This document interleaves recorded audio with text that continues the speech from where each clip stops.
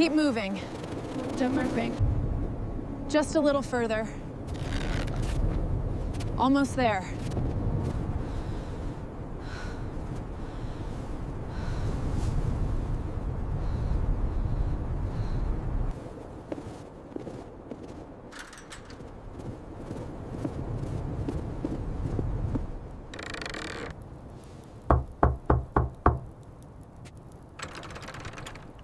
You lost? The gun wasn't loaded. Sarah Dane knew that. She'd checked it herself 3 days ago in a truck stop bathroom outside Laramie, hands steady even though the rest of her hadn't been steady in weeks.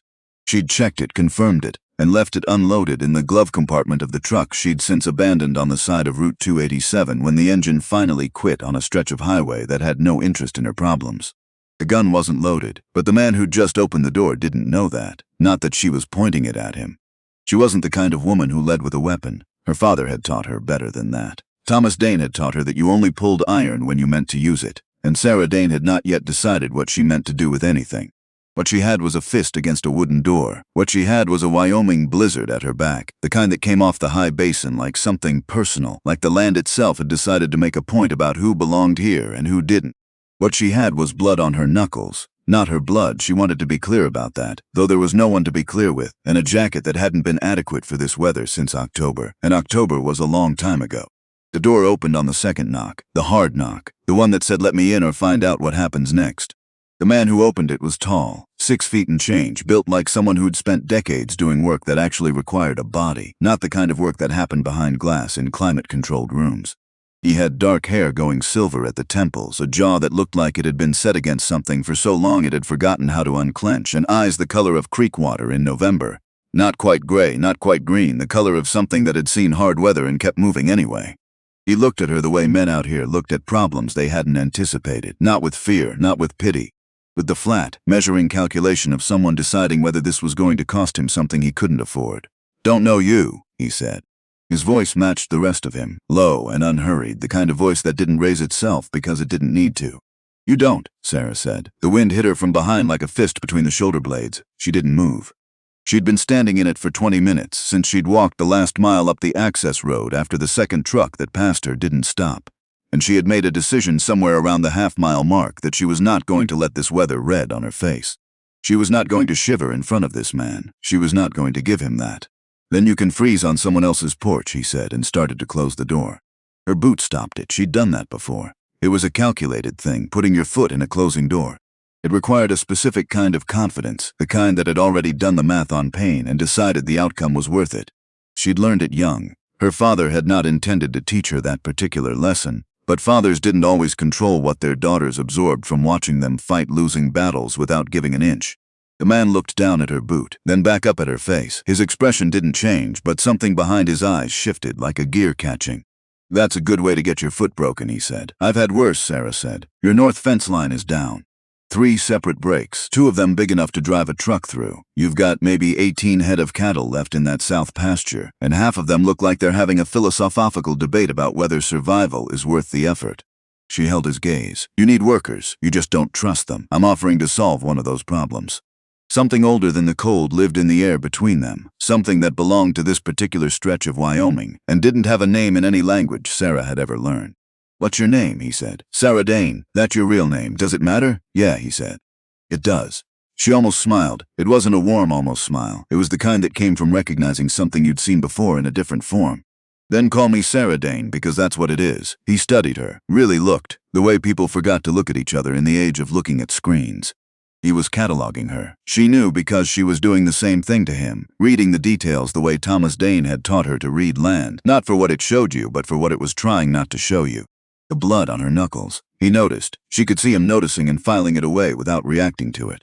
The way she held herself, weight on her back foot, shoulders loose, not braced against the cold but settled into it. The absence of a vehicle in his driveway. The fact that she'd walked up that road in a blizzard and her hands were not shaking. Whatever he was calculating, he arrived at an answer. "You want in," he said slowly. "You've got 2 choices." He nodded past her to the bench on the porch. Old wood, snow-buried, the kind of bench that had been there so long it had become part of the architecture. "You sleep out there." Then he stepped back slightly, a minimal gesture toward the hallway behind him. "Or you come inside." My roof, my rules, my bed. He said it without cruelty. That was the thing that would stay with Sarah later, in the long hours before dawn when she had nothing to do but think. He hadn't said it to humiliate her. He'd said it the way a man states a fact about the weather. Cold and flat and without apology. This is what I'm offering. This is what it cost. You decide. Most women would have walked away. Some would have swung. Sarah Dane looked at him for 3 full seconds. Then she turned, walked to the bench, swept the snow off with her forearm in one practiced motion, and sat down. The man watched her do this. Something moved across his face. Not respect, not exactly. Something more complicated than respect. The look of a man who had expected one thing and gotten another, and wasn't sure yet what to do with the difference. Suit yourself, he said. I am, she said, without looking at him. You'll be dead by morning, maybe. She leaned back against the wall, closed her eyes against the wind. But if I'm not, you owe me breakfast and a chance to prove I'm worth keeping on. The door closed. Sarah opened her eyes. The porch was dark except for the light bleeding through the window, and the blizzard was doing what Wyoming blizzards did, which was remind you that the land out here did not care about you specifically. It had been here before you, and it would be here after, and your suffering registered somewhere between irrelevant and entertaining. She pulled her jacket tighter and thought about her father. Thomas Dane had told her about this ranch when she was 6 years old, sitting on the tailgate of his truck somewhere outside of Cheyenne, watching the sun go down over land that wasn't his anymore. He told her about the fences in the creek and the way the north pasture smelled in early spring when the ground thawed and the sage came back, and the whole place felt like a promise being kept. He'd told her, and she'd listened, and she had spent the next 20 years listening to a man describe a place he'd lost before she was old enough to remember it, building a map in her mind so detailed she could walk it in her sleep. She'd walked it in her sleep many times. Now she was sitting on its porch, in the dark and the cold, and the man inside whose grandfather had taken it didn't know who she was or what she was doing here. That was fine, he would, but not yet. She did not sleep. She didn't try. She sat in the dark and breathed the cold air and let her mind go quiet the way her father had taught her, the way you had to get quiet to hear what the land was actually saying underneath all the noise. At 4 in the morning, the wind shifted and the temperature dropped another 8 degrees, and Sarah Dane sat in it and did not move. At 5 o'clock, a light came on in the kitchen. At 5:45, the door opened. Cole Reardon. She'd seen the name on the gate post, iron letters gone rusty. Ridgeback Ranch, Cole Reardon, proprietor, stood in the doorway with a cup of coffee in each hand and the particular expression of a man who had expected to open his door and find a corpse and was still processing the fact that he hadn't. She was upright. She was coherent. Her eyes were open and her spine was straight, and she was looking at him with the same expression she'd worn the night before, which was the expression of someone who had decided a long time ago that the world was not going to get the satisfaction of watching her break. He held out one of the cups. She took it, drank. It was strong and black and terrible, and it was the best thing she'd tasted in 4 days. Breakfast in 10 minutes, he said. All right, then you show me what you can do. All right. He went back inside. Sarah sat with the coffee and watched the sun come up over the east ridge, thin and pale and grudging the way winter sun came up out here. It didn't warm anything. It just illuminated what was already there. She ate fast and without conversation, the way she'd learned to eat in the years after her father got sick and money got scarce and meals became fuel instead of pleasure. Eggs and bacon and toast, and Cole Reardon sat across the table with his own plate and watched her the way he'd watched her the night before, with that same measuring quality, that same sense of a man running calculations he hadn't finished yet. The kitchen was a study in maintained neglect. Everything worked, but nothing had been loved in years. The calendar on the wall still showed October. The stack of papers on the counter had the specific geography of bills that had been looked at and not dealt with. The rifle by the door was clean and loaded, which told her something about what kind of man Cole Reardon was. He let the rest go, but he maintained what he might need in an emergency. She understood that. She operated on a similar principle. 5 men, he said as she finished her plate. Greer's been with this ranch since before I took it over. Briggs and Lyle are brothers, good workers when they're not arguing with each other. Callum's 20 years old and doesn't know which end of a fence post goes in the ground. Earl is 70 and meaner than a rattlesnake with a migraine. He looked at her across the table. They won't be glad to see you. I'm not here to be seen gladly, Sarah said. Something shifted in his face. The smallest thing, a fractional adjustment around the eyes. No, he said. I don't suppose you are. She met Greer first, at the fence line. He was a broad-shouldered man in his mid-50s, built solid, with the kind of weathered face that came from decades of outdoor work and the kind of eyes that had learned to see past what people showed on the surface. He looked at Sarah the way a man looks at a complication he didn't ask for. Boss says you're working today, he said. That's what he said. You done fence work before? Yes. He handed her a hammer and pointed at the first break in the line without another word. That was fine. Sarah didn't need words. She needed wire and staples and the kind of work that used your whole body and left your mind free to do other things. She worked. The north pasture fence was a disaster. 3 miles of broken and rusted wire, posts rotted through, gaps that had been there so long the cattle had stopped even testing them and simply walked through. It was the kind of neglect that happened when a place was bleeding money faster than it could be maintained, when you were choosing every day between what you could fix and what you had to let go, and the fence had been losing that argument for a while. Sarah didn't waste motion. She'd learned efficiency early, learned it from her father, who had done the work of 3 men for most of his adult life, because he couldn't afford to hire 3 men, because the money that should have funded a working ranch had been bled away in legal fees and court costs, and the slow grinding expense of fighting a losing battle against people with more resources than conscience. She pulled wire taut. She set staples with 3 clean end trikes. When a post was too far gone, she hauled a new one from the truck bed, 60 pounds of rough-cut timber, and set it herself. The cold bit at her hands and she let it bite. Pain was information. She noted it and kept working. By the 3rd hour, Briggs had stopped watching from a distance and come to work the section beside her. He didn't say anything about it. He just picked up a pair of wire cutters and started in. His brother Lyle followed 10 minutes later. Young Callum scrambled to be useful in the way young men do when they're embarrassed to be outworked by someone they'd underestimated. Only Earl stayed back, sitting on the tailgate of the truck with his arms crossed and his face set in the permanent disapproval of a man who had lived long enough to have opinions about everything and had stopped apologizing for them. But he was watching. And his watching had changed quality over the hours, shifting from dismissal to something more complicated, something that in a younger, more flexible face might have been called impressed, but in Earl came out looking like reluctant acknowledgement. Like he'd bitten into something he'd expected to be bad and found it wasn't. Cole didn't work alongside them. He moved, checked things, talked to Greer in low tones, made phone calls that looked difficult based on his expression during them. He was a man fighting a war on too many fronts with too few resources, and the war was winning on most of them. Sarah noted this and filed it away. At noon, Greer came to where she was working and stood for a moment without saying anything. Then, "Where'd you learn to work like this?" "My father," Sarah said. "He run cattle." She kept her eyes on the wire she was setting. "Once upon a time." Greer looked at her for a moment longer. He had eyes that were doing something behind their surface, something she couldn't read from the outside. "Where you from originally?" "Here and there." He nodded, slow, like that was the answer he'd expected, like it confirmed something he'd already been turning over. He walked back toward the truck without pressing further, and Sarah watched him go and thought about the way he'd hesitated, the way the question had been more careful than it sounded.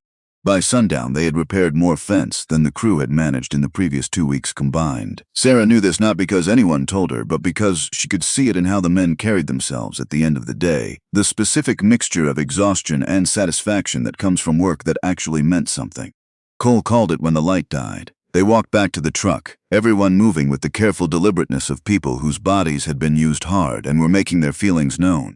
Sarah stood in the truck bed on the way back, looking out over the pasture. She could see where the repairs began and where the old neglect ended, a visible line in the fence's quality. Tomorrow they'd push further, the day after that, further still. It would take weeks to make this fence what it needed to be, but it would be what it needed to be, because Sarah Dane did not start things she didn't intend to finish. "Not bad," Greer said from beside her. She glanced at him. "Not done." Something crossed his face, not a smile exactly, but in the vicinity of one. Back at the ranch, Cole showed her the tack room. It was small, smelled like leather and history, had a cot and a space heater that ran hot on one end and cold on the other, and a window with a latch that didn't quite seat properly. It was private. That was what mattered. "Room and board comes out of wages," Cole said. "Fine. Wages aren't much." "Fine." He looked at her in the doorway, this man who had given her a brutal choice on a porch in a blizzard and then made her breakfast anyway. There was something working behind his eyes that he wasn't saying. "You got somewhere else to be if this doesn't work out," he said. It wasn't quite a question. "I've always got somewhere else to be," Sarah said, "but I'm here." He nodded once, turned, walked away. She watched him cross the yard toward the bunkhouse, moving with the slight forward lean of a man carrying weight he'd stopped noticing because he'd been carrying it so long. She closed the door and stood in the small dark room and let herself breathe for the first time in 4 days. She sat on the cot and looked at her hands. The blisters had blistered. Blood had dried in the creases of her knuckles. Her blood this time, a distinction that felt important in a way she didn't want to examine too carefully. Her shoulder ached from the wire pulling. Her back had its own opinions about the day. She reached into the inner pocket of her jacket and took out the photograph. It was old and creased, the color gone soft with age, the edges worn smooth from handling. A man standing at the gate of a ranch, squinting into sun, one hand resting on the shoulder of a small girl beside him. The sign behind him read Ridgeback Ranch. The letters were fresh in the photo, recently painted, not yet gone to rust. The man was Thomas Dane at 30 years old. The girl was Sarah at 5. She had not been back since they left. She had been 5 years old and she did not remember the leaving, not really. She had fragments, impressions, the smell of her father's jacket and the feeling of being carried when her legs stopped working, and later the particular silence of the truck that drove them away from everything. She had built her memory of this place entirely from her father's words, from the stories he'd told over 20 years of motel rooms and borrowed houses and the kind of life that happens to people when someone takes what should have been theirs and the law doesn't fix it. But she knew this land. She knew it in the way you know something you've studied until the knowing becomes instinct. She put the photograph away and lay back on the cot and stared at the ceiling and listened to the sounds of the ranch settling into night. The cattle, the wind, the distant voices of Briggs and Lyle arguing about something in the bunkhouse, Earl's periodic contributions which were sharp and brief and apparently definitive, because the arguments usually stopped after him. She thought about Cole Reardon. She had not expected to find a man like him here. She had built a version of him in her mind over the years, built it from her father's descriptions of Warren Reardon, Cole's grandfather, a hard, acquisitive man who had wanted this land and found someone weaker than himself to take it from. She had expected the grandson to be a version of that. She had prepared herself for a villain. What she'd found was a man who was running out of road.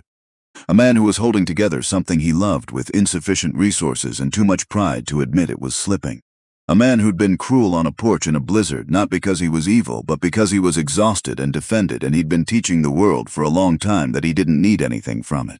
That was more complicated than a villain. She didn't let herself think too hard about that. At midnight, she rose from the cot, dressed quietly, and went out.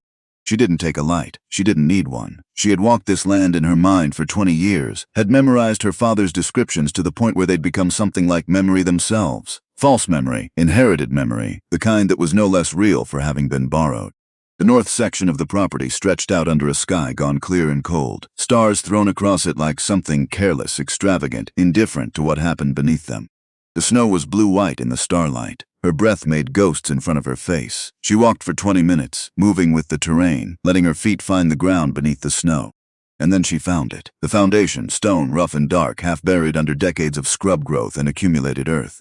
A rectangle of walls that rose maybe 18 inches above ground level, and then stopped where a house had once begun, and then ended. The stone was local granite, cut and set by hand, the corners fitted with the kind of care that meant someone had expected this to last.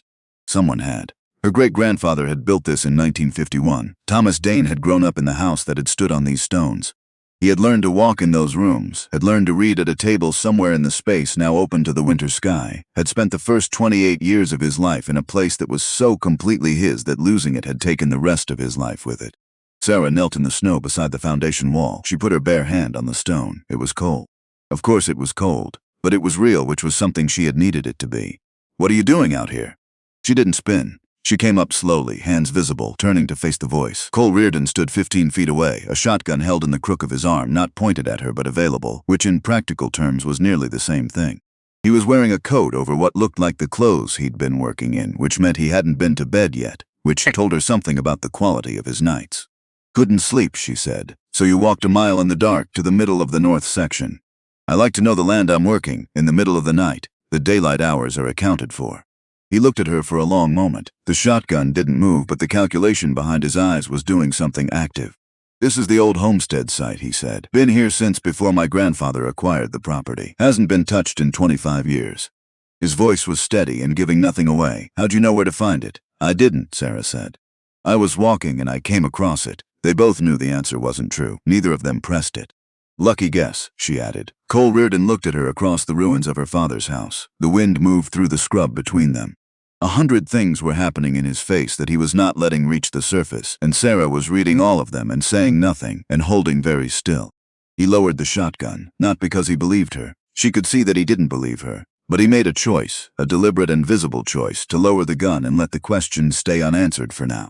"Next time you want to go walking at midnight," he said, "tell someone. Hollis's men have been cutting fence in the dark. I'd rather not mistake you for something I need to shoot." "I'll keep that in mind," Sarah said. "See that you do." He turned and started back toward the house. After a moment, without looking at her, "Come on, temperature's dropping." She followed him. Not because she needed the warmth, though she did. Because she was not done here, and leaving was not part of the plan. And Cole Reardon walking back to his house with that particular set to his shoulders, that mix of suspicion and something he didn't want to name, was going to need managing. She understood men like him. Her father had been one in some ways. Men who built their walls high and then got angry when no one climbed them, who pushed people away and called it strength, who were so afraid of needing anything that they'd made a virtue out of doing without. The difference was that Thomas Dane had let her in, had opened up the walls enough for a daughter to live inside them. Cole Reardon hadn't let anyone in a long time. She could see the evidence of it everywhere, the empty house. The calendar still on October, the way his men respected him but didn't ease around him, the way you ease around someone you trust to also be on your side when things went soft.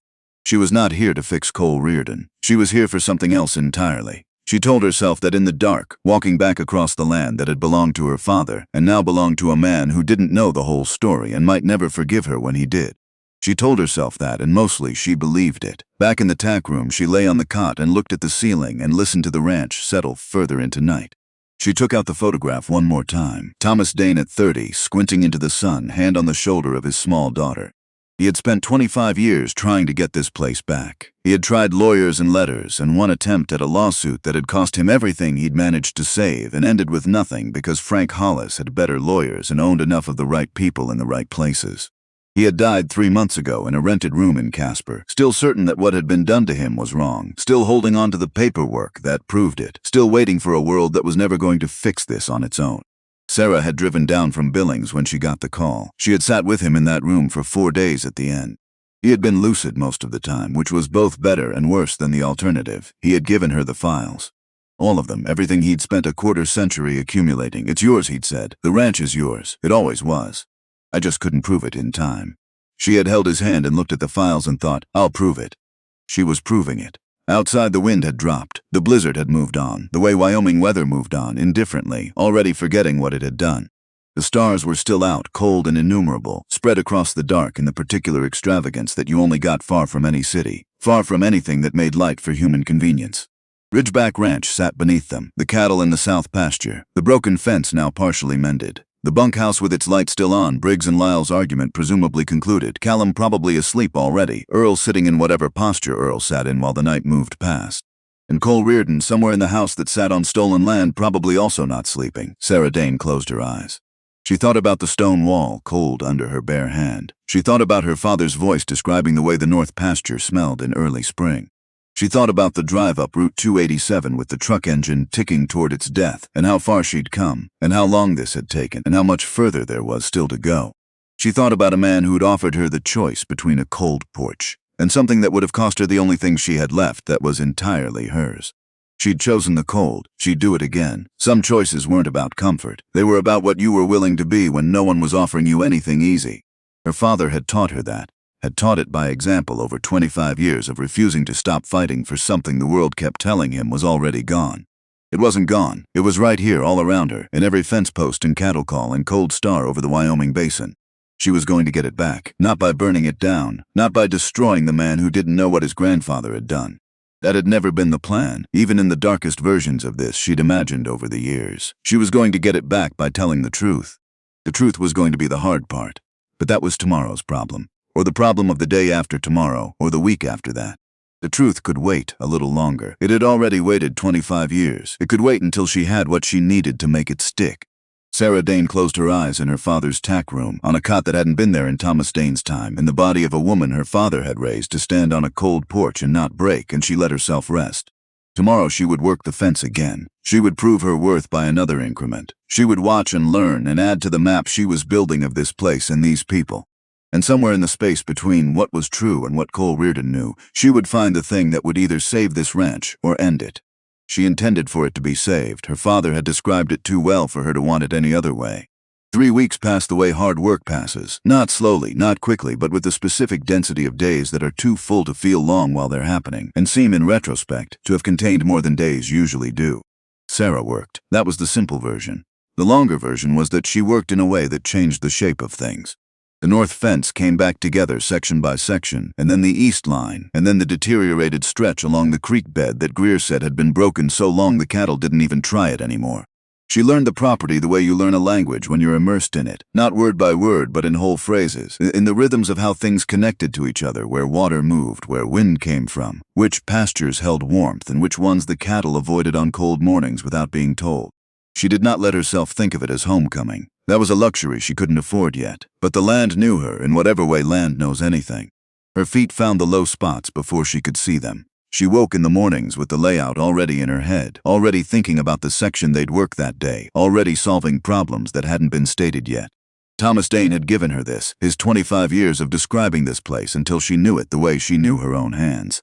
The men watched her with varying degrees of acceptance. Greer watched her the most carefully, and his watching had a quality she couldn't entirely read. There was something behind his eyes that was more than professional assessment. He had been with this ranch through Warren Reardon's time, through the transition to coal, through whatever those years had contained. He knew things that the land itself probably knew, things buried in the particular way old ranch hands buried things, not spoken of, not forgotten, carried in the body in the silence. She did not push him. That was not how you worked a man like Greer. You gave him room, and you showed him who you were, and you let him arrive at his own conclusions on his own schedule. Briggs and Lyle had arrived at their conclusions quickly, which was that Sarah could outwork either of them on a good day, and both of them on a bad one, and the most efficient response to this was to simply work alongside her and stop making it a competition. They were good men underneath the noise, not complicated men, but solid in the way that solid men are valuable. They showed up and they did what needed doing, and they didn't require management. Callum was 20 years old and trying to be everything at once, which meant he was regularly nothing in particular, but he was trying hard enough that it read as endearing rather than frustrating. He reminded Sarah of something she'd been once, a long time ago, in the years before her father's decline had made growing up a necessity rather than a process. Earl remained Earl. He did not offer warmth. He did not offer encouragement. What he offered was a specific kind of ornery competence that had its own value, because Earl did his work the way he did everything, thoroughly, efficiently, and with complete indifference to whether anyone appreciated it. He had mentioned once, in passing, that he'd spent 11 years as a locksmith before he ever touched a fence post. Said it the way people mentioned things that had been true about them before the current version of themselves existed. Sarah had filed it. She filed most things. Cole moved through all of this at a slight remove. He worked harder than anyone, which was its own kind of communication. This was a man who led from the front, who didn't ask anything of the people around him that he wasn't already doing himself. But he maintained a specific distance from Sarah, a considered space between them that told her he was still running those calculations from the first night. Still watching, still deciding, fine, let him watch. She was watching too. And what she was watching with the careful attention of someone who had come here knowing roughly what to look for was the pattern of what was going wrong. The cattle count was the first thing she noticed, not because it was subtle, because she was the only one counting. Or rather, she was the only one counting honestly. She did it the way Thomas Dane had taught her when she was 6 years old, before this ranch was lost, in the time when he still had livestock of his own to count. He had taught her to do it the same way every time, same route, same markers, same time of day. Consistency made the discrepancies visible. Wednesday evening, South Pasture 23 head. Thursday morning, South Pasture 21. She sat with that number and looked out over the pasture and counted again. 21. 2 head gone. No coyote sign, no blood, no disturbance in the snow along the fence line that suggested anything had come through in the night. She did not say anything at breakfast. She ate her eggs and watched Cole work through the stack of bills in front of him, his pen moving with the grim efficiency of a man making choices he didn't want to make. She watched Greer drink his coffee with his eyes focused somewhere past the window, at something only he could see. Greer, Cole said without looking up. South pasture count. 23, Greer said. Same as yesterday. Sarah's fork stopped moving. She set it down carefully, looked at Greer. His face was still, professionally still, the kind of stillness that was itself a kind of activity, the effort of not showing something. He had not miscounted. She understood that immediately and completely. Greer had been on this ranch long enough to know exactly how many cattle were in any given pasture at any given time. He was not a man who miscounted, which meant he was a man who had this morning chosen to give Cole a number that was not accurate. Cole said good and signed another check. Sarah ate the rest of her breakfast. She did not look at Greer again. She let the meal end and the men disperse, watched Callum head out mumbling about water lines, watched Briggs and Lyle leave talking over each other in the way they always did. Watched Earl take his coffee in his silence out the door. That left her, Cole and Greer. She waited until Cole stood and began gathering his papers. South pasture's down 2 head, she said. Both men went still. Something in the room pulled tight, like wire before it snaps. Cole turned to look at her. His expression was careful. What? Counted last night. 23. Counted this morning. 21. Greer's face hardened into something she hadn't seen from him before. You calling me a liar. I'm calling the numbers different. Maybe you can't count, maybe. She looked at him steadily. Count again. Greer, Cole said. His voice was quiet. Not loud quiet, the other kind. The kind that came from having practiced staying controlled when everything in him wanted to do something else.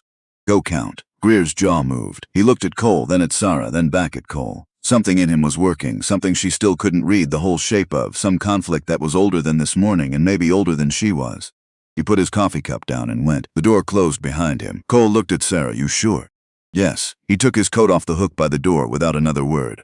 Come on. They drove out to the south pasture in the truck, the heater running on one broken setting that meant the cab was either suffocating or inadequate, and this morning was somewhere between.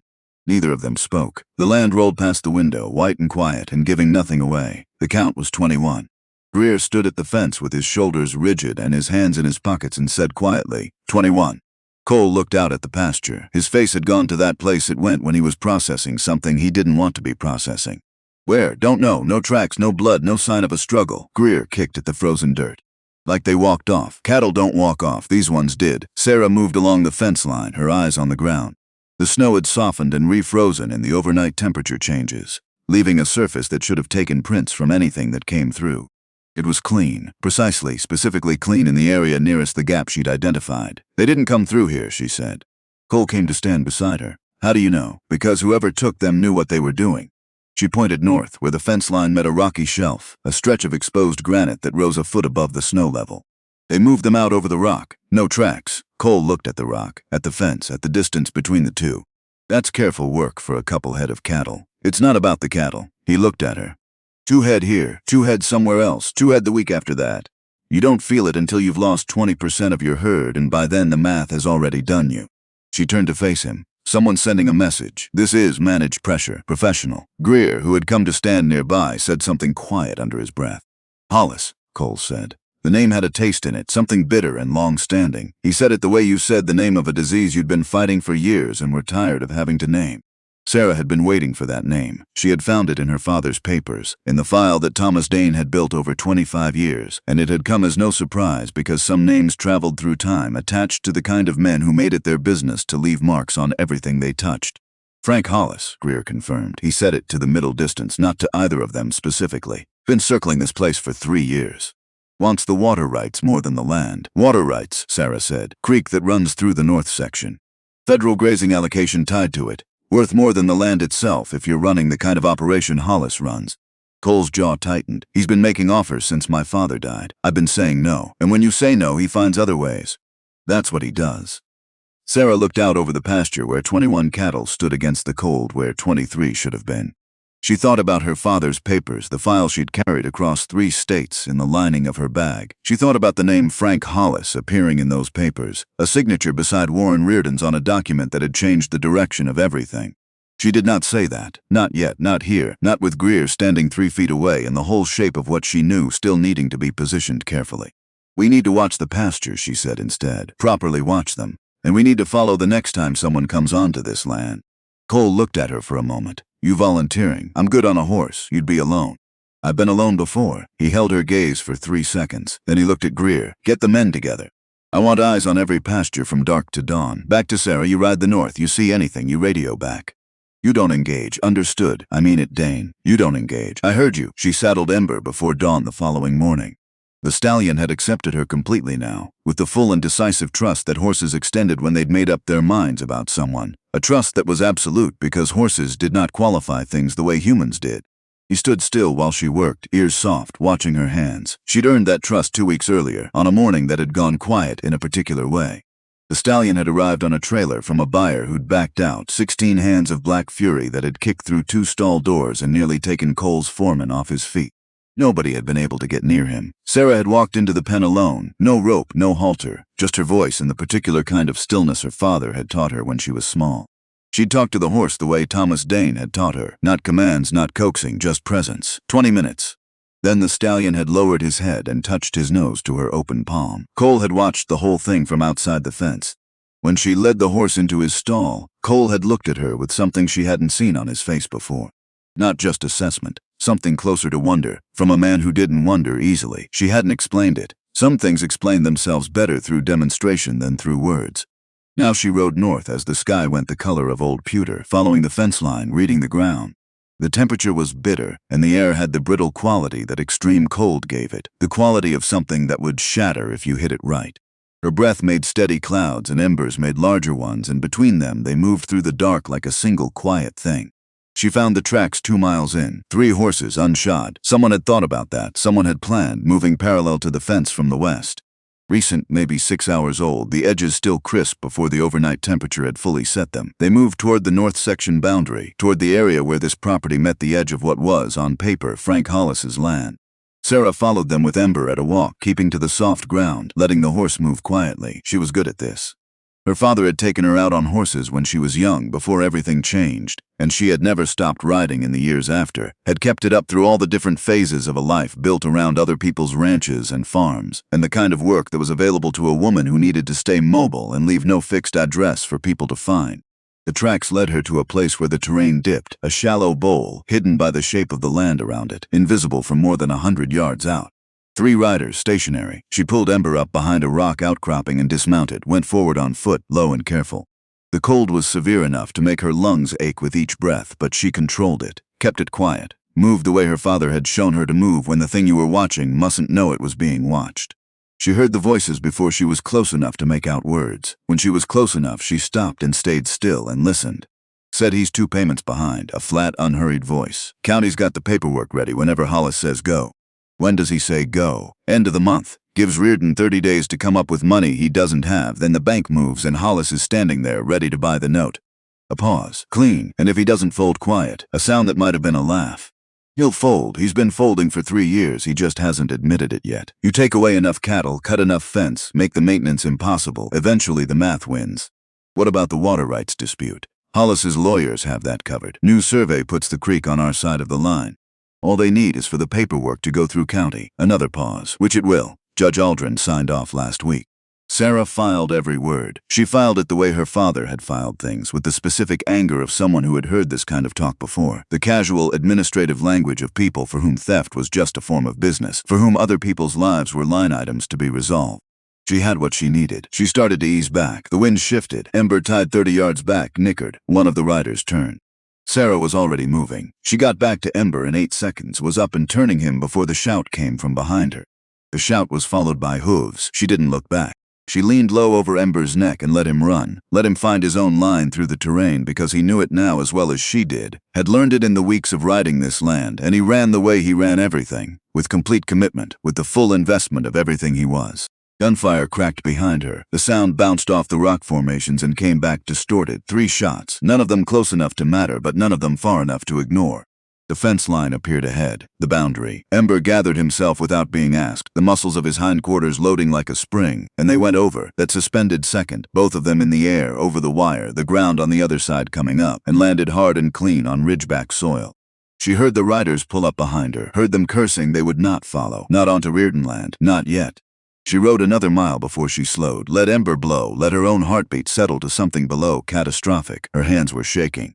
She noted this without judgment. Adrenaline was a physical process, and her body was doing what bodies did. She made herself be still and let it pass.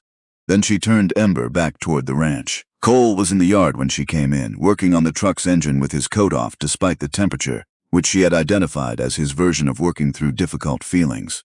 He looked up when she rode in, read something in her face or her posture, and came toward her. What happened? Get everyone together, she said, dismounting. I need to say this once. She said it in the kitchen with all of them there. Cole at the head of the table, Greer to his right, Briggs and Lyle sitting close the way brothers sat, Callum near the door like he might need to leave quickly, Earl standing against the wall with his arms crossed, not because there wasn't a chair, but because Earl stood when he was paying attention. She laid out what she'd heard, all of it, the timeline, the banknote, Judge Aldrin, the survey that moved the creek.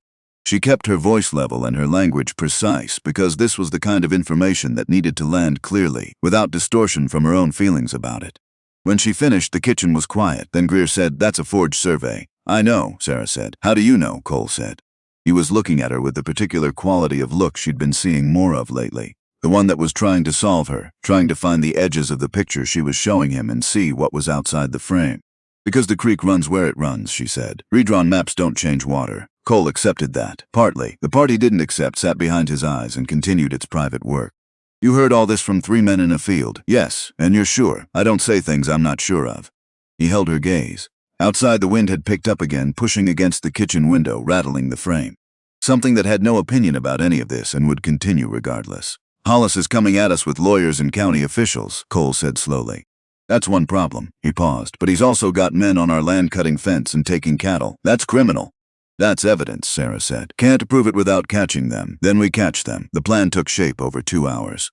Cole talking, Sarah responding, Greer adding logistics, Earl contributing specific and incisive observations at intervals that suggested he'd been planning this kind of operation for several decades and was simply waiting to be asked. They would move 15 head of cattle to the north pasture, visible and accessible, too tempting for men who'd been taking 2 at a time to resist.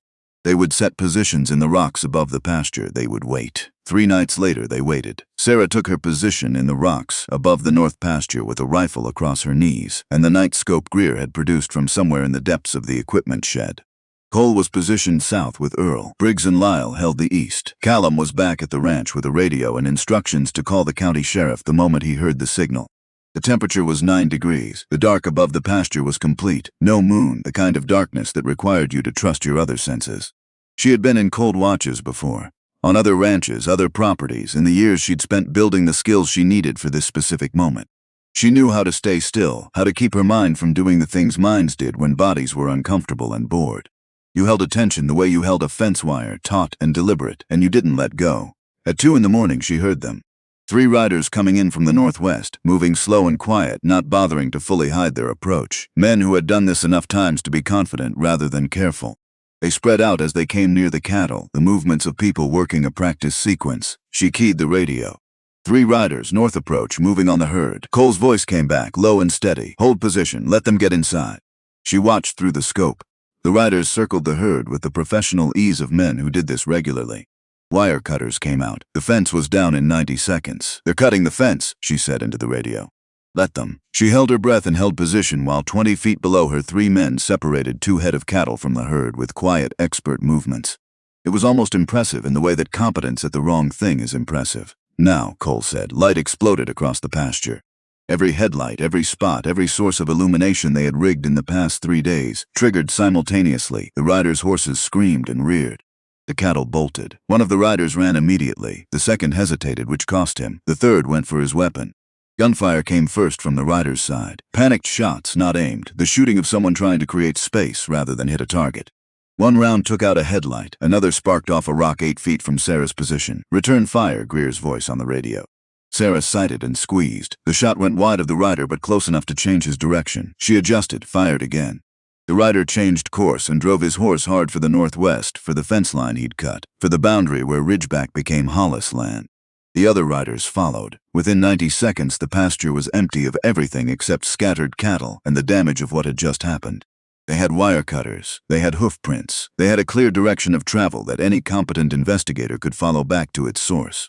The county sheriff arrived at 7:30 the next morning. He was a compact, careful man named Aldridge, which Sarah noted without reaction given that Judge Aldrin was likely a relation, and he walked the evidence with the specific quality of attention of someone who was already writing their report in their head before they'd seen what they were writing about. He looked at the wire cutters. He looked at the hoof prints. He took statements. He left without making any arrests. Not sufficient for a warrant, he said, not quite meeting Cole's eyes. Could have been anyone cutting that fence. As for the shooting, both sides discharged weapons, so both sides have liability. He put his notepad away. I'll file a report. He drove away. Cole stood in the yard and watched the sheriff's truck until it was gone. His fists were at his sides. His face was the face of a man who had known this was coming and had hoped anyway. Because hope was the thing that was hardest to kill in the kind of person who refused to quit, and the world had been working on his for years. Aldridge, Earl said from behind them, with a specific inflection that said everything about what that name meant in this county.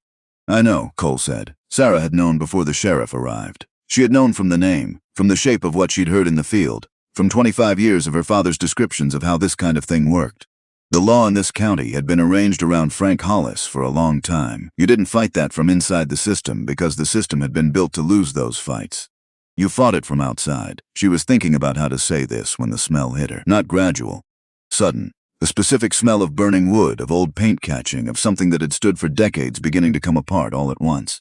She turned and the east wall of the house was on fire. Not starting, already moving, climbing the old wood with the specific hunger of a fire that has had help getting started, that has been given everything it needed to move fast and hot and without mercy.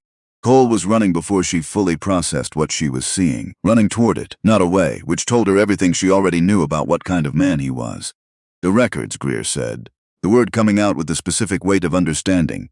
Cole kept everything in the office on the east side of the house. Deeds, mortgages, cattle records, the legal paperwork that was the only written evidence of what this ranch was and who it belonged to. He'll go in for the records.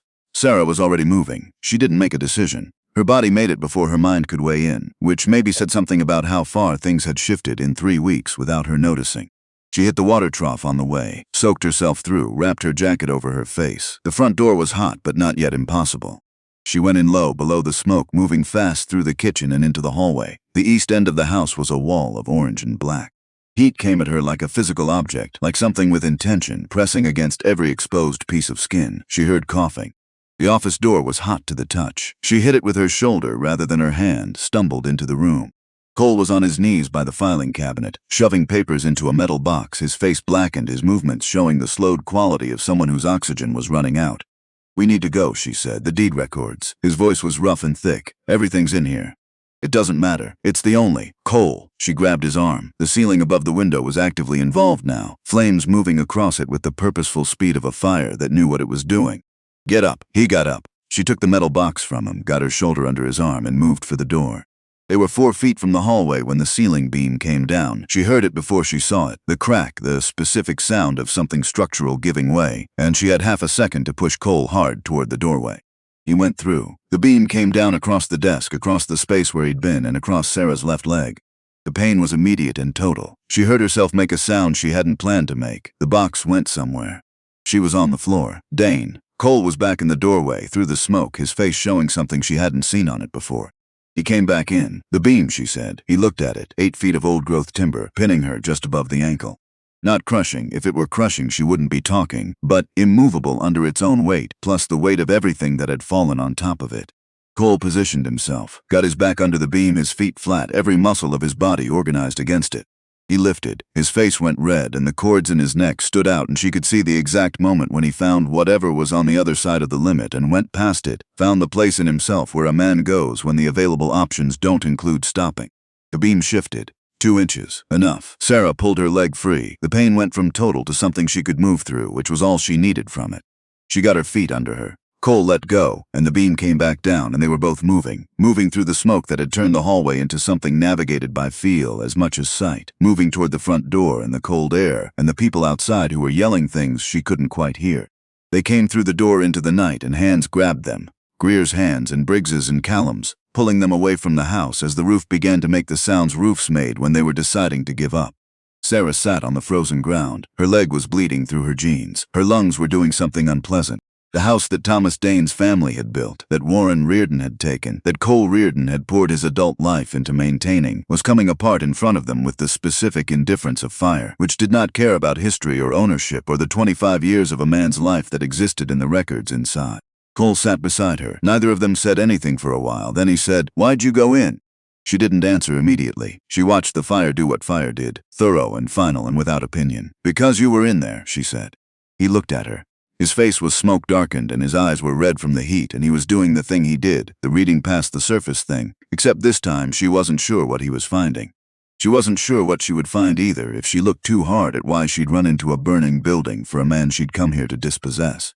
The metal box was on the ground 3 feet away. Greer picked it up, opened it. The contents were singed, but present. The deed records, the mortgage documents, the years of paperwork that told the story of what this ranch was, or the version of that story that had been the only available version until Sarah Dane walked up this road in a blizzard. Cole accepted the box without looking at it. He was still looking at Sarah. "Your leg," he said. "It's fine." "It's not fine. It'll hold." He called to Greer without looking away from her. "Get the truck. We're going to the hospital." Then, quietly, back to her. "You're fired, by the way. You already fired me once." "I mean it this time." "You don't." He looked at her for another moment. Something in his expression had changed, had settled into a configuration she hadn't seen on him before, something more open than his default, something that the fire and the smoke in the past 40 minutes had burned through the usual containment of. "No," he said. "I don't." The formal notification from the county arrived 40 minutes later, while Greer was pulling the truck around. Briggs found it posted to the gate post, which was still standing, the iron letters Ridgeyback Ranch not yet touched by anything. Cole read it in the truck's headlights. Sarah read it over his shoulder. 30 days to cure a loan default that Cole maintained he had never agreed to. Frank Hollis listed as the note holder. A judge's signature at the bottom. Judge Aldrin, the name sitting there on the paper like a bad joke with no punchline. Cole folded the paper, held it, looked out at the skeleton of his house against the dark sky. 30 days, he said.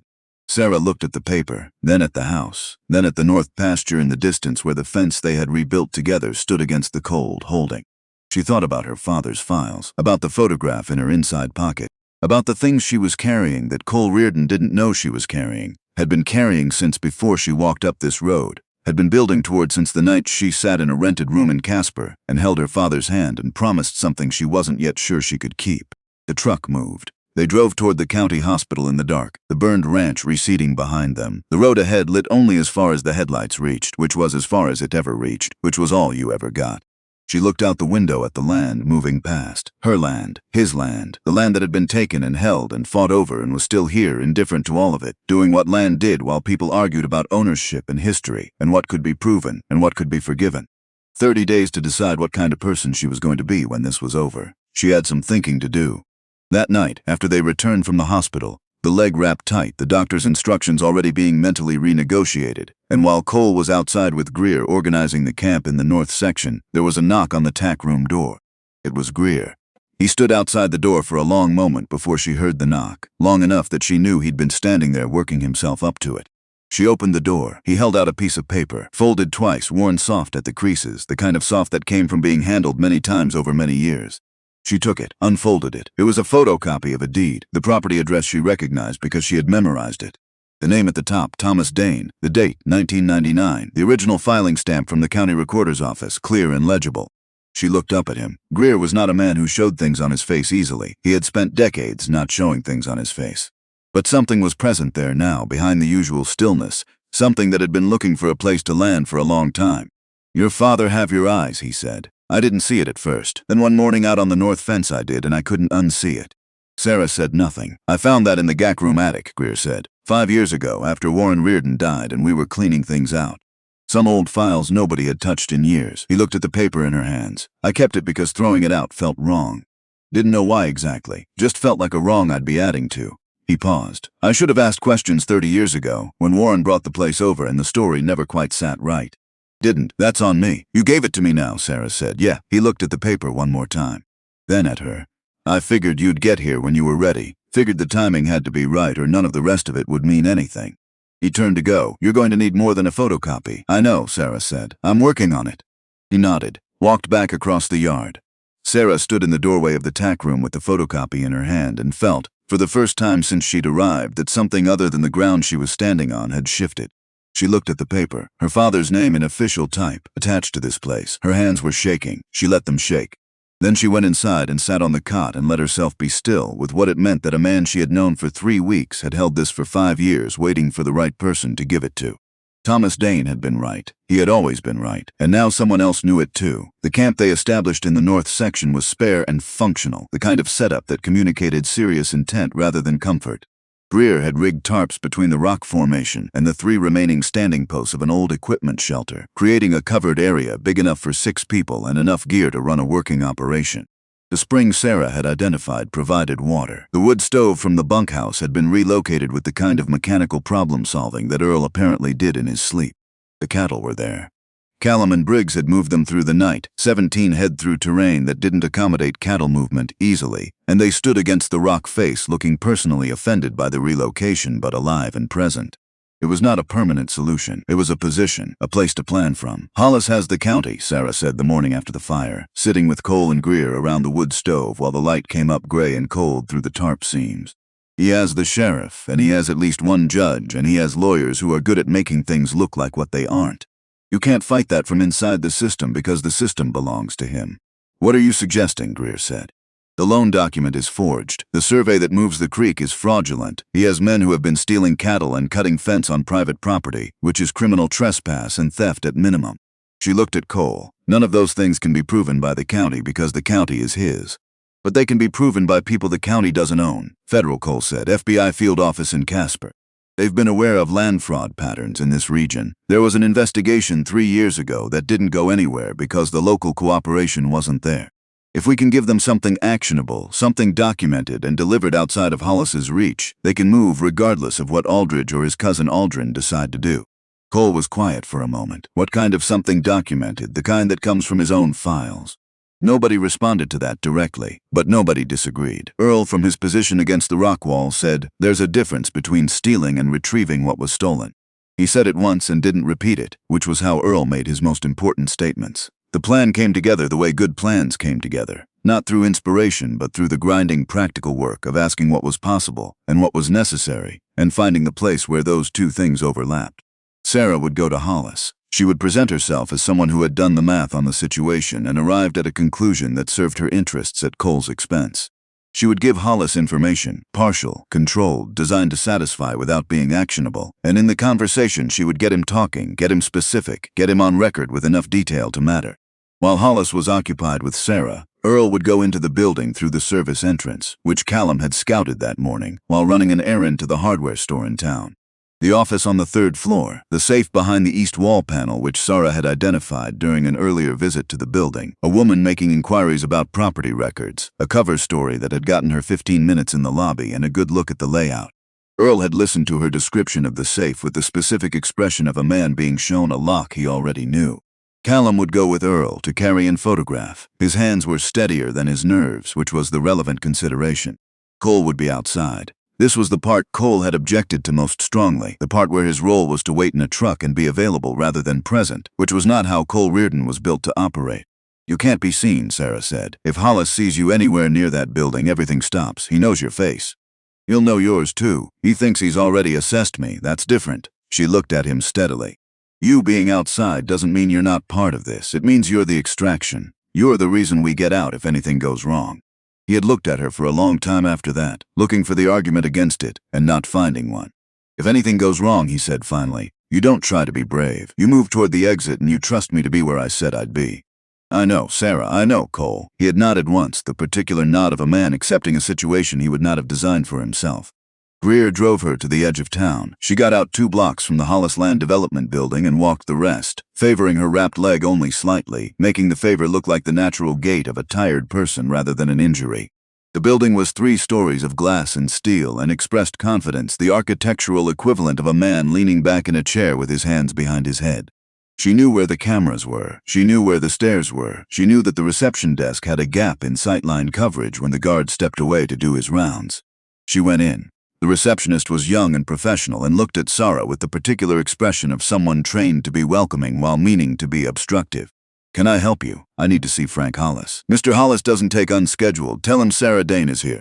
Tell him I work for Cole Reardon and I've decided that's not the best use of my time anymore." She held the receptionist's gaze.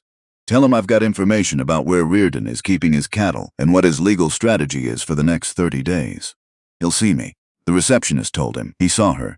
Frank Hollis in person was exactly what Sarah's father's files had suggested he would be, which was a man who had been powerful long enough to wear it as a physical characteristic, the way weight settled into a body after years of carrying it.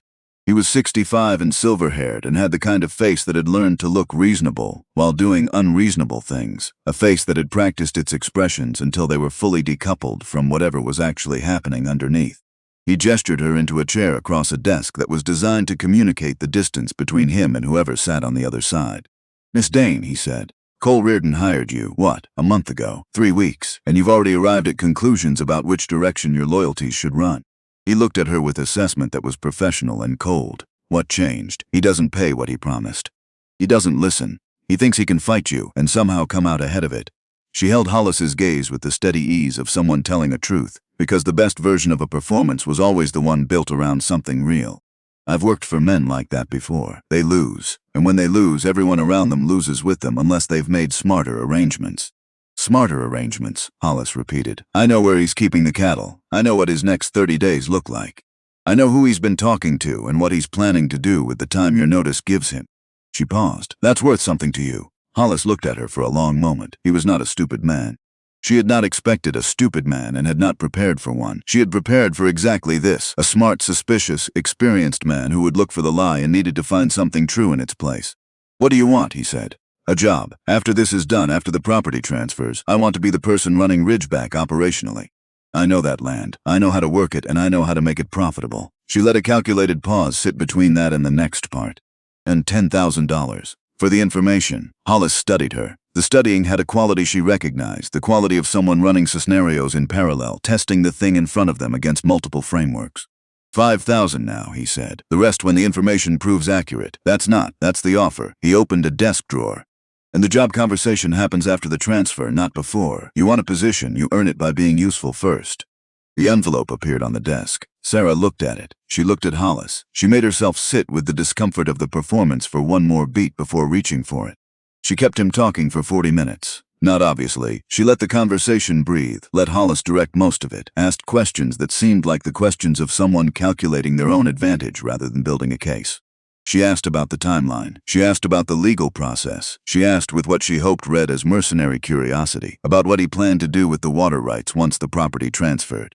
Hollis talked. He was the kind of man who enjoyed explaining himself to an audience he believed was defeated, who found pleasure in the architecture of what he'd built being appreciated even by people who were losing to it. He talked about the banknote, how it had been arranged, how the county recording system worked when you had the right relationships in place. He talked about the survey, about the legitimate company that had produced an illegitimate result because companies produced what they were paid to produce. He talked about Judge Aldrin and the specific ways in which judicial discretion could be guided by long-standing professional relationships. Sarah listened, the button microphone sewn into the collar of her jacket listened more precisely. At 42 minutes, Hollis's manner shifted. Something behind his eyes recalibrated. "You've been asking a lot of questions," he said. "I'm making sure I understand what I'm selling," she said. "You're making sure you understand a lot of things." He looked at her with the specific attention of a man who had survived 65 years by noticing when something felt different from what it looked like. "Marcus." The office door opened. "Miss Dane is going to wait in the conference room while I verify some things," Hollis said without looking away from her. "Make her comfortable." Marcus was large and polite and had the quality of someone for whom politeness was simply the default mode of a person who didn't need to be impolite because the situation already communicated everything necessary. He showed her to a conference room on the same floor, offered her water, and locked the door from the outside. Sarah sat for 30 seconds. Then she took the knife from the hidden seam in her jacket lining. Thomas Dane had shown her locks when she was 9 years old. Not because he anticipated this specific situation, but because he was the kind of father who believed his daughter should know how things worked, who had a general philosophical position that ignorance was never actually protection. He had shown her locks the way he showed her everything, carefully, completely, without condescension. The conference room lock was commercial grade, the kind of solid but uncomplicated hardware that secured offices rather than vaults. She had it open in 100 seconds, which was not her best time but was adequate. She came into the hallway. No one in view. She moved toward the stairwell, her wrapped leg managing the pace she needed it to manage.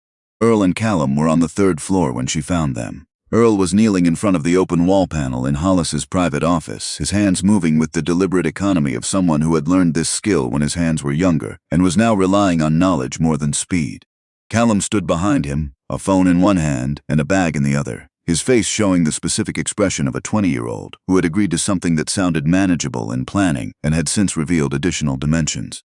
2 minutes, Earl said without looking up. "The alarm's going to." 2 minutes, Sarah. She positioned herself at the door and watched the hallway and listened to the sounds of the building around her. The particular acoustic quality of a place where things were happening on floors above and below, sounds that could be routine or could be something else and would not declare themselves until they arrived. The safe opened. Earl made a sound that was not quite satisfaction but was in the neighborhood of it. He pulled back the door and looked at what was inside and was quiet for a moment. "Sarah," he said. His voice had changed, not alarmed. Something more significant than alarmed. She came to stand beside him and looked into the safe. The files were organized the way files were organized by a man who was serious about what they contained, labeled, dated, cross-referenced. She saw the Ridgeback file immediately, a thick folder marked with the property address and the date range that started in 1999. But beside it, filling most of the safe's width, were other files, 11 of them, each labeled with a different ranch name, different family names, different property addresses spanning this county and 2 adjacent ones.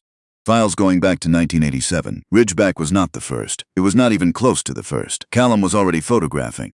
His hands were steady as she'd known they would be. He moved through the Ridgeback file page by page, then started on the others, systematic and focused.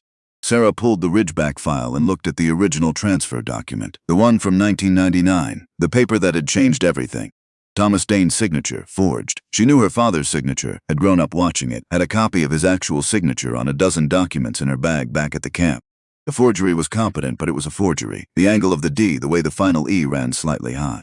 Beside it, a second signature, Warren Reardon. Authentic, she assumed. The man would have signed his own name on the thing he was stealing. And beside Warren Reardon's signature, a third, Frank Hollis, as witness and notary. She had known this in the sense that her father's files had indicated it, had assembled it from fragments and implications, and the kind of logic that built toward a conclusion you couldn't quite prove from the outside. But knowing it as implication and seeing it as ink on paper 25 years later were different experiences. Cole's grandfather. Hollis, her father's name written by a different hand. She was putting the file back when the alarm started, not gradual. Immediate, full-voiced, the sound of a building declaring that something was wrong. "Go," Earl said. They went. The stairwell was clear. The ground floor lobby was not. A security guard coming from the east, another from the direction of the elevators, both of them moving with the purposeful speed of people responding to something specific. Sarah stopped at the bottom of the stairs. The lobby doors were 20 feet away, and the angle was wrong, and there was no version of this where they walked out the front without a conversation none of them were positioned to have. Through the lobby windows in the street outside, she saw headlights. Cole's truck, positioned not 2 blocks away as planned but directly outside, engine running, positioned the way you positioned a vehicle when you were prepared to use it as something other than transportation. "Hold on," she said. The lobby doors came off their hinges. Cole drove the truck through them. Not fast, not dramatically. He drove it through them with the specific controlled deliberateness of a man who had measured the opening and knew what would fit. The truck's front end came through the destroyed frame, headlights flooding the lobby, the vehicle stopping with its nose inside and its bed still in the street. The security guard stopped. "Get in," Cole said through the open window. They got in, Sarah last, pulling the door as Cole reversed out, as the guards started moving again, as the sound of the alarm filled the street. Cole had the truck turned and moving before Sarah's door was fully closed, taking a left onto the street that ran behind the building because he had mapped this, had sat outside for the past hour mapping it the way you map terrain before you committed to it. They ran the back streets fast enough to matter, controlled enough to manage. Behind them after a while, sirens. Ahead, the road out of town. "Did you get it?" Cole said. "We got it," Callum said from the back, slightly breathless, the phone with its photographs clutched in both hands. Cole drove. The terrain they moved into was terrain Sarah had grown up knowing secondhand and had spent 3 weeks learning in person. Cole pushed the truck through country that would have stopped someone less familiar with it, taking roads that stopped being roads and continued being tracks and eventually stopped being tracks and became an exercise in knowing where the ground was solid enough to hold the weight. The pursuit didn't follow that far. Hollis's men had equipment and numbers, but they had not grown up on this land, and they did not know its geography in the dark, and geography was the one advantage that couldn't be bought. The truck stopped. The headlights went off. They sat and listened to the landscape and waited to see what it would do. What it did was stay quiet. After 10 minutes, Cole said, "There's an old mining facility 3 miles west. My grandfather used to mention it. Emergency radio equipment from the federal mining operation. It's been abandoned since the 70s, but the infrastructure was built to last." "The Redstone shaft," Sarah said. He looked at her. "My father mentioned it," she said. It was not a lie. Thomas Dane had mentioned it many times, in the context of the land and its history, in the context of knowing the ground under your feet as thoroughly as the ground you could see. He had worked that mine for 3 years before he lost the ranch, had learned every tunnel, every shaft, every secondary exit that the federal design required to be built in. Cole held her gaze for a moment in the dark of the cab. Then he put the truck in gear. The Redstone shaft was exactly where she'd known it would be, set into the hillside above a draw that caught the north wind and held it, accessible by a track that was barely a track anymore, overgrown and rutted, the kind of path that existed as memory more than reality. The equipment shelter was stone, built federally in the way federal things were built in the 50s, to exceed requirements, to last longer than necessary, to be there when they were needed. The radio setup was inside, old, analog, but functional. It was the kind of equipment that didn't degrade the way digital things degraded, that had been built without dependencies, that sat and waited and still worked when you asked it to.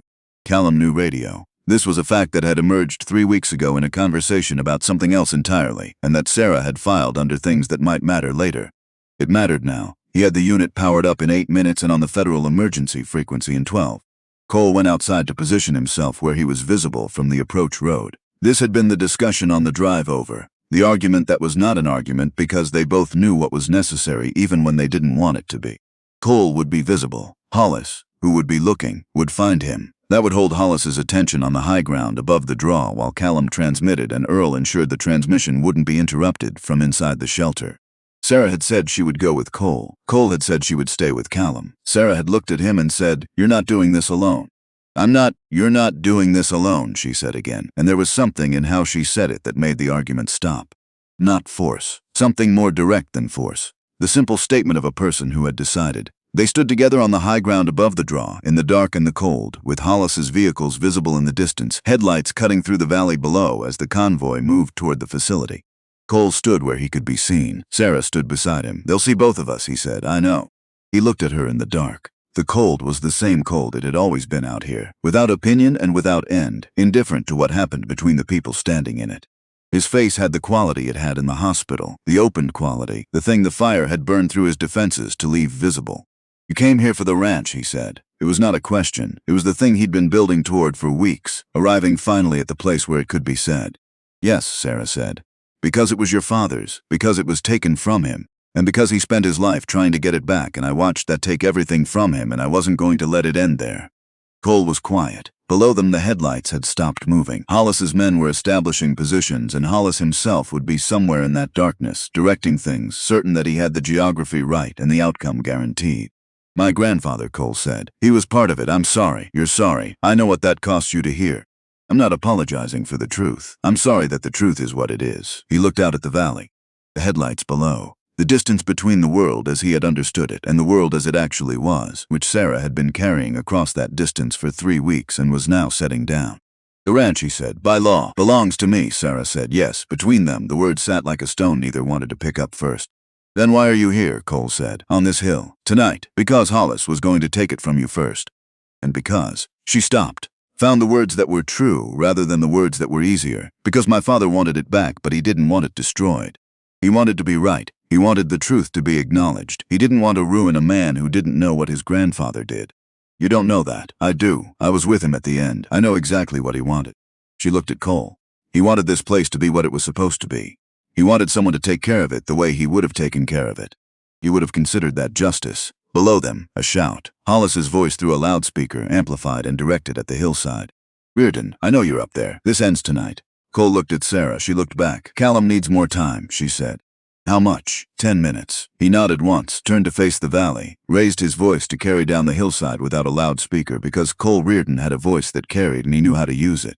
Hollis, you want to talk about endings? Let's talk about yours. She let Cole hold Hollis's attention.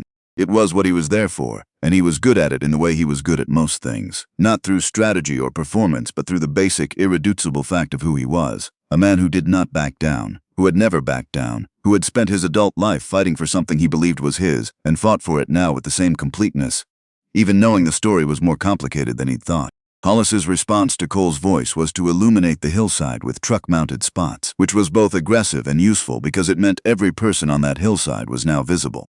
Hollis saw 2 figures where he'd expected one, a pause in the shouted exchange. Sarah could hear it from where she stood, the quality of the silence that came when a calculation had to be revised. Then, Miss Dane, the loudspeaker again directed at her specifically, you've made a series of poor decisions tonight. That's possible, Sarah said, not quite loud enough for the amplification to help her, speaking for Cole beside her rather than for Hollis below. I've made a few good ones, too. The explosion came without further warning. Not the hillside. Hollis was not yet ready to destroy what he intended to own. The entrance to the mine shaft, 40 feet below their position, a controlled blast that sent rock and timber across the opening and sealed the entrance in under 3 seconds. Sealing Earl inside, sealing Callum inside, sealing the radio inside. Sarah's heart did something complicated. She made it stop. There's another way out, she said. What? Service shaft. Southwest face, behind the equipment shed. The federal design required 2 exits. She was already moving.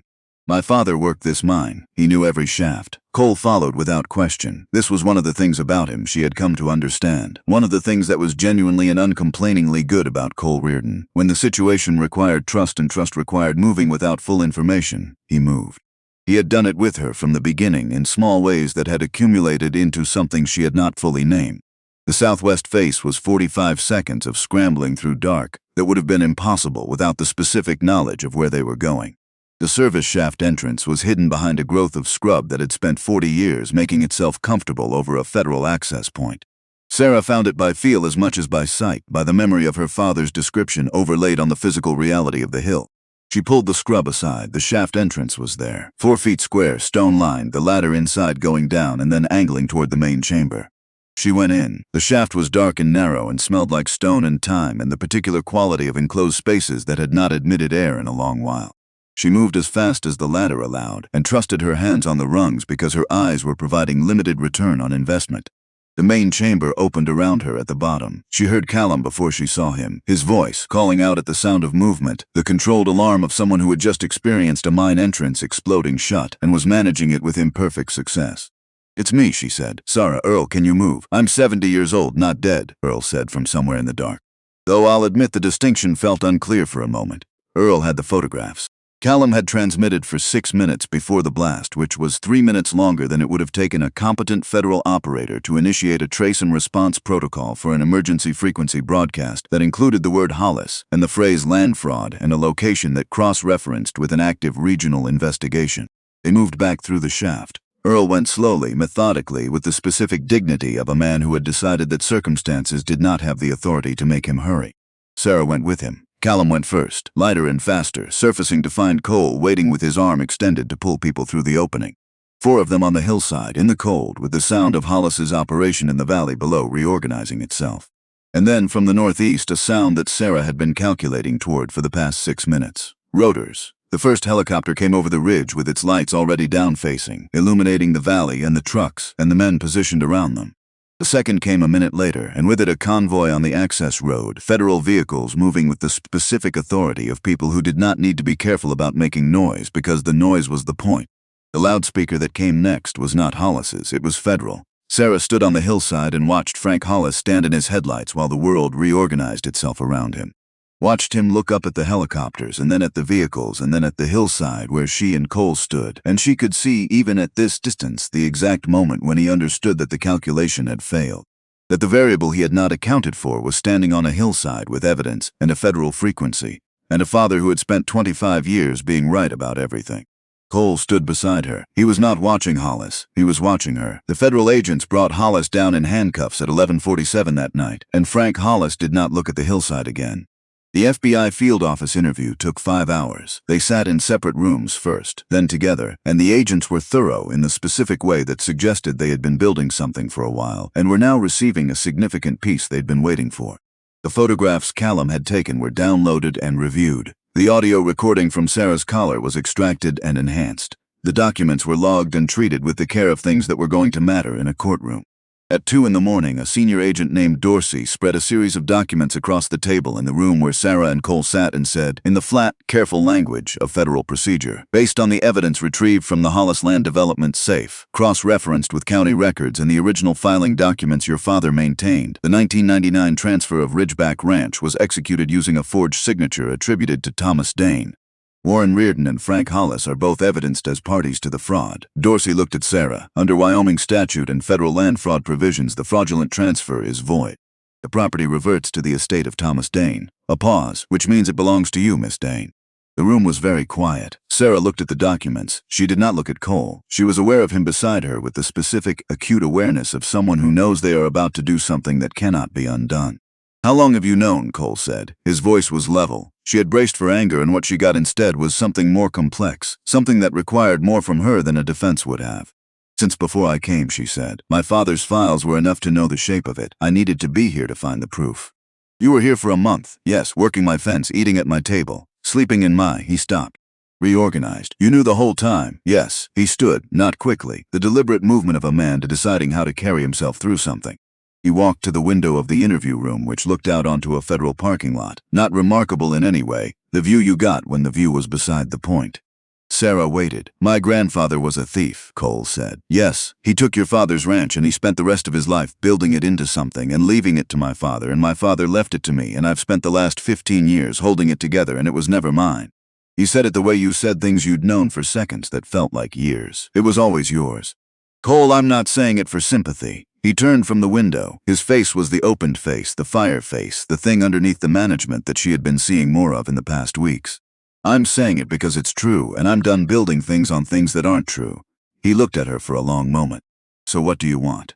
She had prepared for this moment, had been preparing for it, in various ways, for 3 weeks, for months before that, for the years since she'd understood what had happened to her father and decided she was going to do something about it.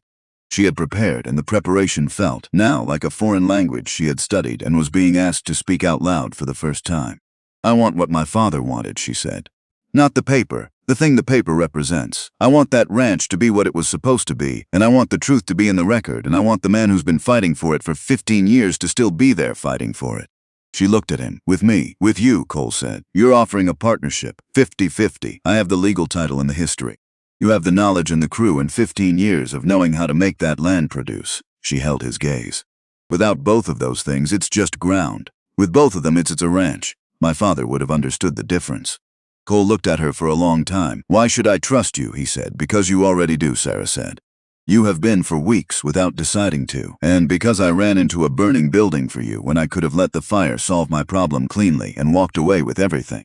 She paused. "And because the alternative is standing in a federal parking lot in the middle of the night with nothing. And I don't think that's what either of us actually wants."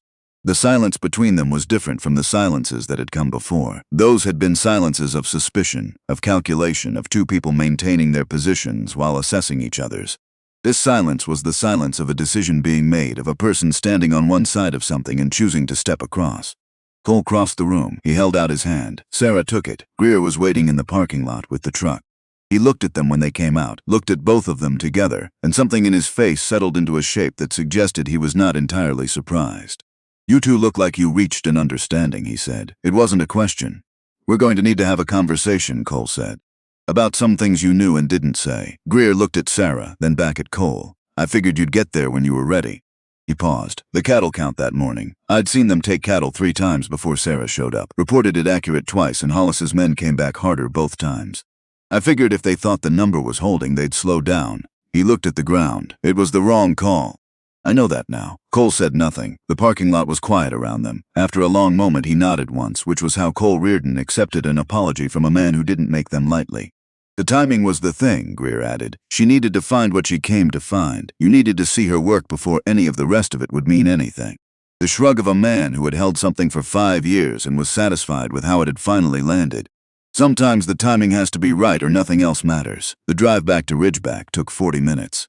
The sun was coming up when they turned off the highway onto the access road, the light coming in low and pale from the east, the kind of light that didn't announce itself but simply made things visible that had been there all along. The gate was there, the letters were still there, iron, gone to rust, the name of the place that had been her father's and then someone else's and was now, by the complexity of time and the improbability of this particular month in a Wyoming winter, hers. Cole stopped the truck at the gate and got out to open it because the latch was stiff and required knowing where to lift. Sarah watched him from the passenger seat, this man who had offered a cruel choice on a porch in a blizzard and made breakfast anyway, who had lowered a gun because he chose to, who had lifted a burning beam because there was no version of him that didn't. He came back to the truck, drove through the gate, got out again to close it behind them. On the fence post, the new wire she had helped string 3 weeks ago was still bright, not yet weathered to the color of the old. The repair was visible in the fence line's quality, a distinct seam between what had been fixed and what still needed work. There was always more that needed work. That was the nature of land. The camp in the north section had coffee going when they arrived, Briggs having apparently decided that the situation called for industrial quantities of something hot. Earl was on a camp chair, arms crossed, looking like being sealed in a mine shaft at midnight was a mild inconvenience he'd mentally filed under expected. He looked at the two of them, then at his coffee, then back at the two of them. He didn't say anything. He didn't need to. Callum was asleep sitting up, the phone still in his hand, the photograph still on it, the images that had been transmitted to federal servers and would in the coming weeks and months bring an accounting to a man who had avoided accounting for 37 years. Greer poured coffee into tin cups and handed them around without discussion. The land around the camp was what it had been for the duration of this thing and would be after it. Cattle land, high desert, the particular quality of Wyoming terrain in early winter, the sage gray-green under thin snow. The rock formations holding their positions against the sky with the patience of things that measured time in longer units than people did. Sarah wrapped both hands around the cup and stood at the edge of the camp and looked north, toward the foundation she had knelt beside in the dark 3 weeks ago, toward the stones her great-grandfather had set, and her father had grown up beside, and that had been here through all of this, indifferent and enduring. Cole came to stand beside her. They stood in the way they had come to stand in, without arrangement, without commentary, the specific easy proximity of two people who had been through enough together that proximity had stopped requiring justification. "The house," he said. "We rebuild it," Sarah said. "The foundation that's there. We build on it," she said. "Might as well. It's a good foundation." She paused. It was always a good foundation. Cole looked out at the north pasture at the fence line that was visible from here in the early light, the new work and the old work in the places where they met. "Your father," he said. "What was he like?" Sarah thought about Thomas Dane. About the man who had described this place for 20 years until the description became memory, who had fought until he couldn't and then trusted his daughter to finish it, who had wanted to be right more than he had wanted to win, who had spent his last years in a rented room in Casper organizing files that nobody believed would ever matter, and that had turned out to matter for 12 families beyond his own. "He was stubborn," she said, infuriating to argue with, completely certain that what was right mattered more than what was convenient. She paused. He would have been difficult to work with, like someone else I know, Cole said. Almost certainly. She looked at him sideways. He would have liked you. He respected men who didn't quit. Cole was quiet for a moment. I'm sorry I didn't know him. Sarah turned to look at him fully. This man standing on her father's land in the early morning light, saying the precise thing that was true and necessary. So am I, she said. 6 months later, the east wall of the new house was framed and rising. Not the same house. Cole had made the point early in the planning that rebuilding the same house over the same foundation made structural sense, but architectural sense meant incorporating what they'd learned, what they needed now, not what had been there before. Sarah had agreed. You didn't rebuild the past. You built forward from where you were. The crew had stayed, all of them. Greer had been offered other positions in the months of the federal cases unfolding, offers that came attached to the information that he was a known quantity and a good hand, and he had declined each one with the specific brevity of a man who didn't feel the need to explain his decisions. Briggs and Lyle were arguing about the framing measurements, which meant it was a normal day. Callum had been offered a full-time position by the FBI field office in Casper based on his radio operation and had thought about it for 48 hours before coming back and asking if his job at Ridgeback was still available, and Sarah had said yes without the pause that would have made it complicated. Earl had retired twice in the intervening months, both retirements lasting less than a week before he appeared at the gate on the grounds that the new fence wasn't going to maintain itself and the people responsible for it needed supervision. Nobody acknowledged the retirements or their endings. That was how Earl preferred it. Ember stood in the south paddock in the late afternoon light, watching the construction with the mild, intelligent attention of a horse who had decided this place was his and found the activity around it interesting rather than alarming. Sarah was reviewing the partnership documents at a folding table outside the construction zone when Cole came and sat across from her with 2 cups of coffee and the particular expression of a man who had arrived at something and was deciding how to present it. He slid 1 cup across. She took it. Dorsey called, he said. Hollis entered a plea this morning. 43 counts.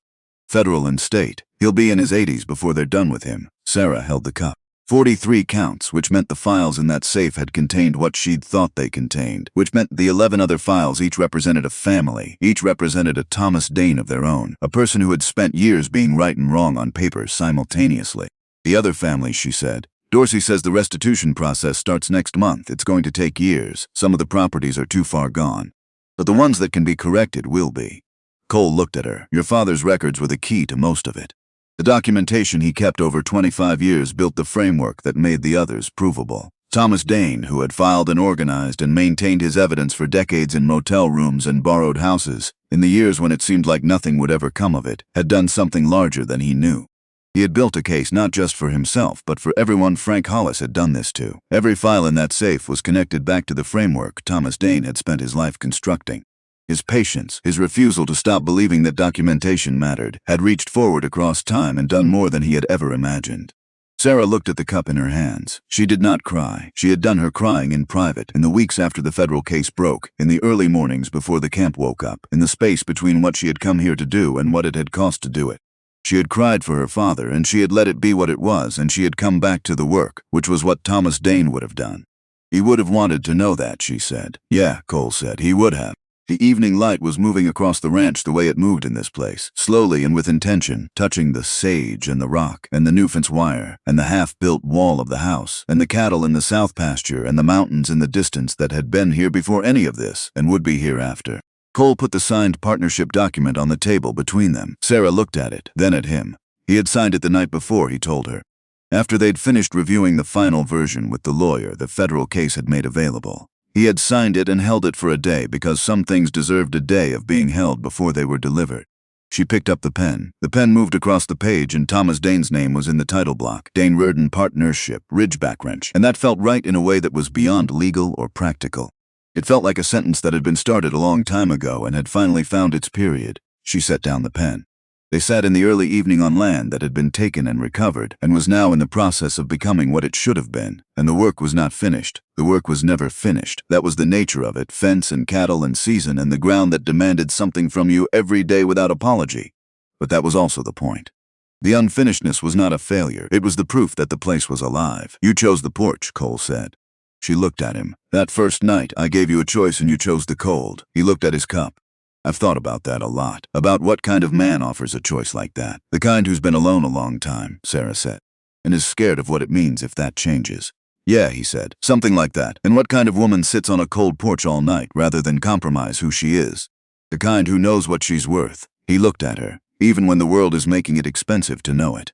The light continued its passage across the land. The cattle settled toward evening.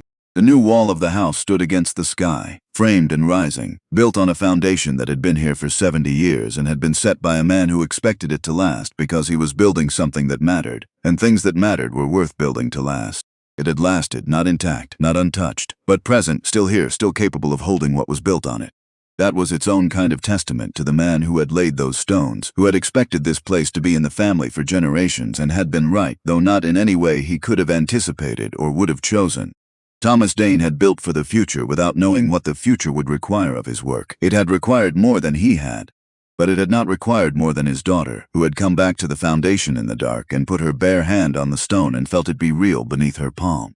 Real was enough to build on. Real was in the end the only thing worth building on. Sarah Reardon. She still signed things Sarah Dane, would always sign things Sarah Dane, because that was the name her father had given her, and names meant something. Looked at the partnership document on the table and at the man across from her and at the land around them and felt something she had not let herself feel since she was 5 years old and didn't understand what was being taken. She felt at home, not in the sentimental sense, not in the sense of arriving somewhere soft and uncomplicated, in the sense of belonging somewhere that asked something of you, that required your full effort and repaid it with something that couldn't be named but could be felt in the specific weight of late afternoon light on land you had worked and would work again tomorrow. Her father had described this feeling, had described it over 20 years of not having it. She had listened and had understood the words without understanding the thing itself. Now she understood the thing itself. Cole was watching her in the way he'd watched her from the beginning, reading what was present, filing away what was hidden, making room for what he didn't yet know. That quality in him that had first read as suspicion had become something else over the course of these months, something that was closer to attention, to genuine regard, to the kind of seeing that required real presence and offered it in return. He had spent 15 years on this land. She had spent 20 years being prepared for it, without knowing that was what the preparation was for. Between them, the work was just beginning. That was the thing about land. It didn't care about your timeline. It didn't acknowledge your readiness or your hesitation or the number of years you'd spent getting to the point where you could finally stand on it and know you were meant to stand there. It simply continued requiring what it always required: consistent effort, honest attention, and the willingness to show up again tomorrow, regardless of what yesterday had cost you. They had both learned that. Were learning it still. Would be learning it for as long as they were here. Ember moved in the paddock below them, crossing to the far fence and back with the unhurried purposefulness of a horse that had decided where he belonged and found no reason to reconsider. The mountains held the last of the light. The house rose. The fence held. Some things did, when they were built right, when they were built true, when the people responsible for them refused to let them go, even when refusing was hard. Especially then.